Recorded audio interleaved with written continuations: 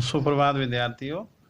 आज हम class 8th की मैथ में 2.2 को हम देख रहे हैं। 7 प्रश्न हम लोगों ने शायद देख लिए थे। आज 8वां प्रश्न है। 8वां प्रश्न कुछ इस प्रकार से है।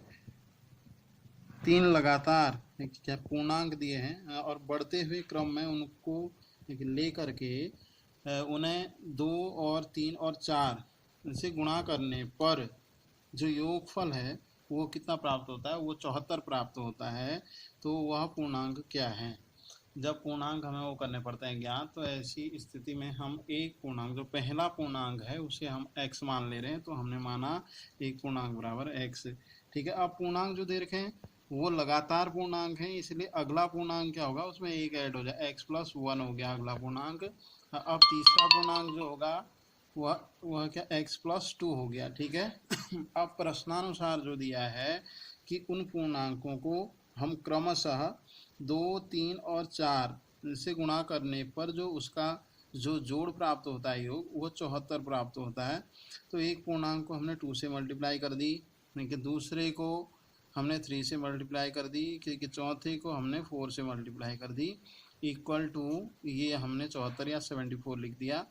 अब 2 इंटू एक्स 2x हो गया, 3 इंटू एक्स 3x और 3 इंटू 1 यानी कि 3 हो गया। इसी प्रकार यहाँ इससे करीब 4 से, तो ये हो गया आपका यहाँ 4x और प्लस 4 टू जा 8 हो गया। ये 74 इक्वल में आया। 2x और प्लस 3x प्लस आपके ये है 4x, इनको ऐड करेंगे तो ऐड करने पर ये 2 3 5x 5 4 9x आ गया। अब शेष राशियां जो आपकी, जो इसमें जो अचर राशियां हैं 3 और 8 को ऐड करेंगे तो 8 3 11 हो गया। अब क्या करना है, 11 चूंकि हमें ये ज्ञात है 11 अचर राशि है, 11 को हम RHS में दे देंगे। RHS में जाएगा, 11 यहाँ प्लस में है और RHS में ये जाएगा यहाँ माइनस में हो जाएगा, तो 11 यहाँ ऋणात्मक हो गया। ठीक है। 9x बराबर, अब 74 में से 11 कम हुआ, ये 63 आ गया। 9x के साथ किस इंटू में है, हमने मान इसका x का निकालना है, तो 9 को RHS में यहाँ भेज दिया, डिवाइड में चला गया। 9 1 कम 9 और 9 7 ये आपका 63 हो गया। यानी कि इसका क्या मान इसका निकल गया 7। ठीक है। x का मान 7 निकल चुका है। अब जो पहला जो पूर्णांक था वह हमने माना था आपका x, तो इसका मान कितना हो गया बच्चों, ये 7 हो गया। अब क्या दूसरा पूर्णांक जो है वह x प्लस आपका 1 है, तो x+1 x की जगह 7 रख दिया, 7 + 1 ये बराबर 8 आ गया। अब जो तीसरा पूर्णांक है वह क्या है आपका, वो आपका इससे कितना ज़्यादा है, 2 ज़्यादा है, इसकी जगह 7, 7 + 2 बराबर 9। अब नवा प्रश्न यहाँ देख रहे हैं बच्चों, और ये नवा प्रश्न दे रखा है कि राहुल तथा हारून की आयु का रेशियो जो है वह 5 और 7 का रेशियो है, और 4 साल के बाद उनकी आयु का योग, ये कितने वर्ष हो जाता है, ये यहाँ 56 वर्ष होगा। तो उनकी आज की आयु, जो वर्तमान आयु है वह क्या है, ये ज्ञात करना है हमें। तो हम क्या मान लेते हैं, ऐसे प्रश्नों में हम इसका जो रेशियो है, अनुपात है, उसको मान लेते हैं हम आपका x। तो इसको ये मान लिया x। अब क्या राहुल की आयु का ये है, ये राहुल है, इसकी आयु का कितना था, क्या 5x हो गया। तो राहुल की आयु जो आज की आयु हो गई ये 5x हो गई। और कि दूसरा है हारून, इसकी आयु ये 7x हो गई। अब प्रश्नानुसार लगाएंगे हम। क्या प्रश्नानुसार आपको दिया है कि 4 वर्ष बाद उनकी आयु का जो योग है वह कितने वर्ष हो जाता है, वो आपका ये 56 वर्ष हो जाता है। तो 4 वर्ष बाद के लिए आज की एज में 4 ऐड कर दिया, यहाँ +4 इसकी आयु में भी कर दिया, +4 ये हारून की आयु में भी कर दिया, इज इक्वल टू ये हमें पहले से ज्ञात है, ये आपका ये 56 है। ठीक है। अब 5x प्लस ये 7x, इनको ऐड करा, ये कितना x हो गया, ये 12x हो गया, और 4 और 4 8 हो गया। 8 यहाँ +v में है, RHS में जाएगा, यहाँ 8 ऋणात्मक हो जाएगा आपका -v में। तो अब 12x बराबर कितना आ गया, इस 56 में से 8 हो गया कम, ये 48 आ गया।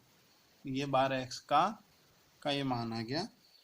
अब इसलिए अब किसका मान निकालना है, हमने एक एक्स का निकालना है। तो ये जो राशि है ये अचर राशि है 12, ये आरएचएस में जाएगी, आरएचएस में गई तो यहाँ बट्टे में चली गई। 12 से 4 टाइम ये हमारा वो हो जाता, कट जाता है, एक्स का मान 4 आ गया। अब राहुल की आयु, जो आयु आज की आयु थी, जो वर्तमान आयु, वो आपने कितने एक्स मानी थी, वह 5 एक्स मानी थी। तो ये हो गया 5 एक्स। इसकी जगह पे 4 एक्स का मान 4 रखना है, 4 रख दिया। तो ये आयु कितनी हो गई, ये 5 गुणा 4, ये क्या 20 वर्ष हो गई। और दूसरी हारून की जो आयु हो गई वह 7 एक्स थी, एक्स के स्थान पर 4 रखा है, 7 चक्को ये 28 वर्ष। प्रश्न सेम इसी की तरह है कि रेशियो वाला ये भी था और रेशियो वाला ये भी है। तो ये दोनों प्रश्न एक दूसरे के समांतर हैं, तो इसीलिए आप 10वां प्रश्न आप होमवर्क से करेंगे। और आज हम 11वां प्रश्न देख रहे हैं। 11वां प्रश्न इस प्रकार से है, एक बाईचुंग है लड़का, तो उस बाईचुंग के पिताजी उसके के दादाजी से 26 साल क्या हैं, छोटे हैं, और उस बाईचुंग से कितने साल, 29 साल ये बड़े हैं। और यदि उन तीनों की आयु का योग 135 वर्ष हो तो उनकी अलग अलग आयु उनकी क्या है वो ज्ञात कीजिए। तो बच्चों इस प्रश्न का हम देखते हैं हल।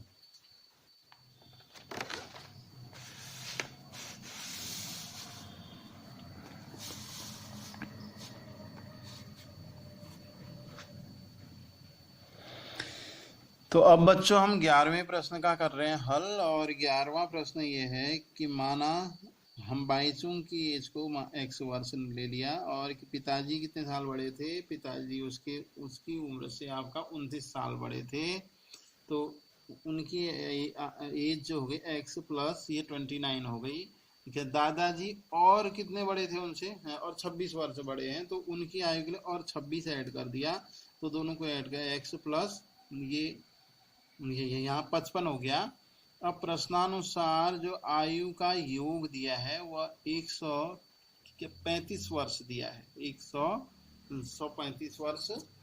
तो अब हम तीनों को बच्चों इनको हम जोड़ देंगे, x प्लस 29, x प्लस ये 55 इक्वल टू 100, ये 35 हो गया, x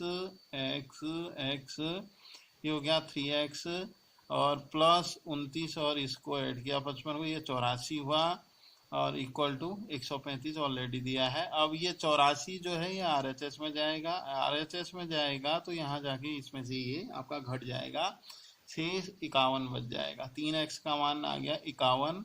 अब x का मान निकाला तो 3 कहाँ चला गया, 51 के नीचे चला गया बट्टे में, 3 से हमने इसे क्रॉस कर दिया। ठीक है, ये आपका आ गया, इसका x का मान ये 17 वर्ष आ गया। ये जो था आपका ये x, ये बाईचुंग की आयु थी, तो इसलिए हमने लिख दिया। अब बाईचुंग की आयु बराबर ये 17 वर्ष और पिताजी की जो एज हो गई आयु बराबर इसमें जो इसकी एज है 29 साल उसमें जोड़ दिए तो ये 46 वर्ष आ गया। क्या कि दादाजी की एज के लिए उसकी एज में अब 55 साल और जोड़ दिए तो ये 72 वर्ष आ गया। तो इस प्रकार बच्चों ये हमारा 11वां प्रश्न भी आज कंप्लीट हुआ। ठीक है बच्चों, इसको आप लिखेंगे, देखेंगे और समझेंगे और लिख लेंगे। Okay, thanks.